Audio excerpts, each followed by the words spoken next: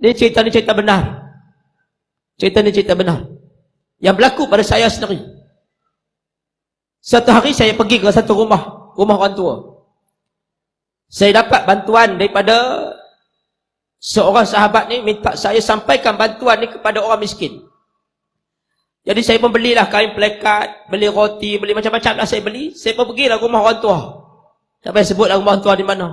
Saya pergi-pergi, kalau tuan-tuan pernah dengar ceramah saya ni, saya dah sebut berkali-kali dalam TV. Saya pernah sebut berkali-kali dalam radio.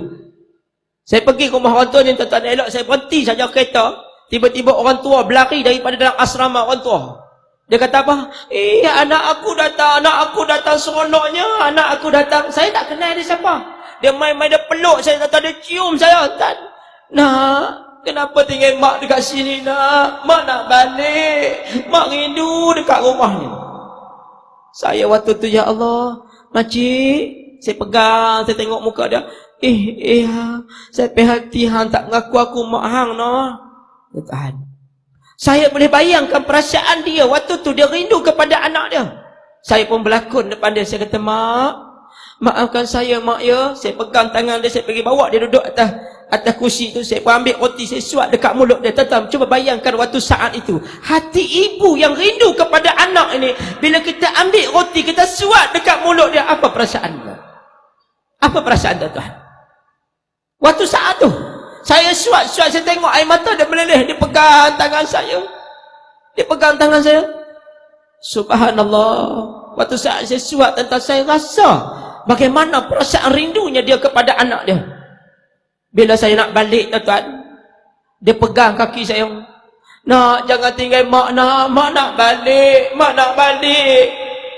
Akhirnya saya minta kebenaran dengan pihak pengawasan di situ. Cek tengok, rupa-rupanya dia ada anak 5 orang. Anak dia yang sulung bergelar seorang Tan Sri, arwah dan bergelar orang kaya, orang memang kaya, hebat orang tu, orang famous orang tu. Saya waktu tu sentat, saya nak balik, dia pegang baju ni, pegang, tak mau balik, dia nak ikut. Saya pun tak apalah, jomlah saya minta kebenaran isi borang, panjang cerita dan isi borang lah apa semua ni apa. Saya pun dapat pelepasan. Saya minta 5 hari je saya nak balik. Bila balik rumah saya, tuan-tuan, waktu saya duduk Taman Raya Jaya, saya balik balik rumah saya. Sembahyang subuh, saya jadi imam di sembahyang di belakang. Saya baca doa, saya tengok air mata dia jatuh. Lepas itu, tuan-tuan, saya pergi nak bersalam dengan dia, saya cium tangan dia, saya kata, mak, maafkan saya, mak ya. Waktu tu saya tak ada mak saya tak ada lah. Tapi saya bayang ini ibu saya, tuan-tuan, sebab dia rindu kepada anak dia. Duduk hari ketiga di rumah saya, waktu semayang Isyak, malam tu saya tak ada kuliah apa, saya pergi nak salam dengan dia.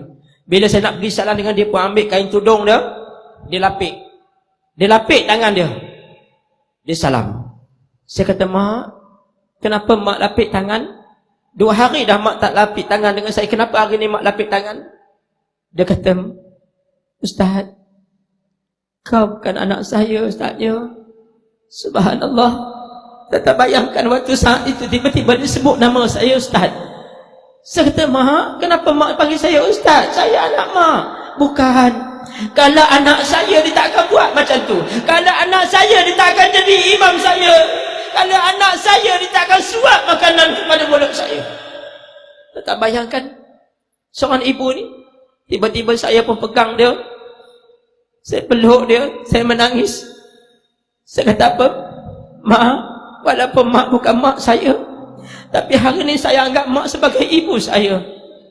Dek, adik-adik yang ada dekat depan ni, dek, Ustaz nak minta supaya siapa yang ada ibu dia, pergi dekat mak dia, pegang tangan dia sekarang. Saya pegang tangan dia, saya dapat rasakan tangan ibu ini. Saya pegang tangan ibu ni, saya dapat rasa tetap walaupun bukan mak saya, tapi saya tahu hati dia rindu sangat dekat anak dia. Saya kata apa? Mak, waktu saat itu saya pegang tangan dia, saya pandang wajah dia. Saya kata, mak, walaupun mak saya telah mati, tapi makcik boleh ganti, mak boleh ganti mak saya. Mak duduklah di sini.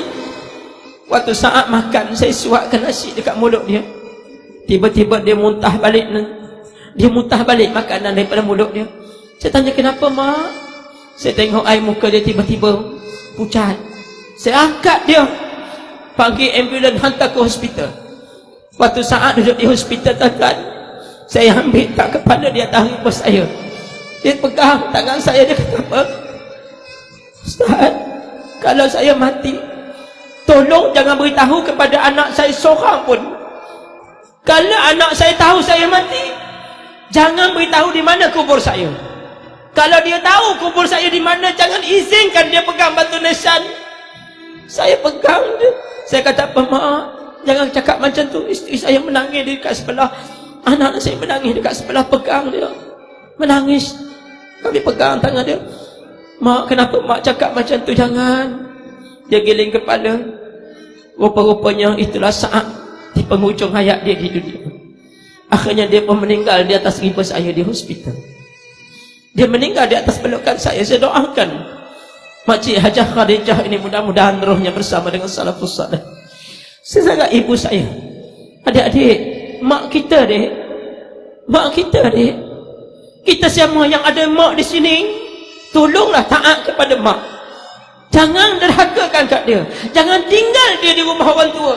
Dia sakit, jaga dia, picit kepala dia. Cuba tanya mak kita dek, letak atas kepala mak, tanya mak, mak, seksa tak mak mengandungkan saya dulu? Seksa tak mak melahirkan saya dulu? Cuba tanya mak kita dek. Mak kita akan jatuhkan air mata di saat itu. Kalau kita tanya demikian, mak kita akan jatuhkan air mata. Sebab tu adik-adik, suatlah makanan dekat mak. Suatlah makanan dekat mak kita. Kakak-kakak, makcik-makcik yang ada anak di sebelah, pegangkan tangan anak. Pegang tangan anak, suat tak atas tangan atas kepala dia. Cuba selawat 3 kali. Cuba rasa denyutan roh hati kita. Cuba rasa denyutan jantung kita. Betapa sayangnya, eratnya kita kepada anak-anak kita. Ibu-ibu, bapa-bapa yang dirahmati Allah sekalian, selepas daripada 3 bulan kematian makcik ini, sampailah berita itu kepada anak dia yang sulung. Anak dia telefon kat saya, dia kata apa? Doktor, how you ready? What? How you got? I akan bawa you ke mahkamah. I saman you sebab you buat keluar mak I daripada rumah orang tua. Tuan-tuan tahu, 3 tahun dia letak rumah dia, mak dia rumah orang tua, dia tak jenguk, tak pergi tengok mak dia. Sebab tu mak dia rindu kepada anak dia sampai tak nak beza antara saya dengan anak dia. Akhirnya saya tunggu, tidak ada saman. Hampir setahun lebih saya pergi ceramah di Gombak, Masjid Greenwood. Setelah saya sudah ceramah, datang seorang lelaki peluk saya, menangis dalam masjid. Orang heran, tuan-tuan, pasal apa ni? Saya tanya, pasal apa? Ustaz, tolong beritahu di mana kubur mak saya, Ustaz. Tolong beritahu di mana kubur mak saya.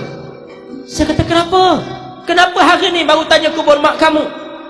Tolonglah Ustaz, saya nak jumpa dengan mak saya. Saya lah orang yang bergelar Tan Sri, yang nak saman Ustaz hari tu. Saya sekarang ni papa kedana Ustaz. Isteri saya mati aksiden. Rumah banglo saya bank dah tarik. Kereta saya semua dah bank tarik. Tinggal satu lagi kereta, tinggal kereta kancil. Tuan-tuan, maka saya kata bersyarat, saya boleh tunjuk kubur mak kamu, tapi dengan satu syarat, kamu jangan pegang batu nisan kubur mak kamu.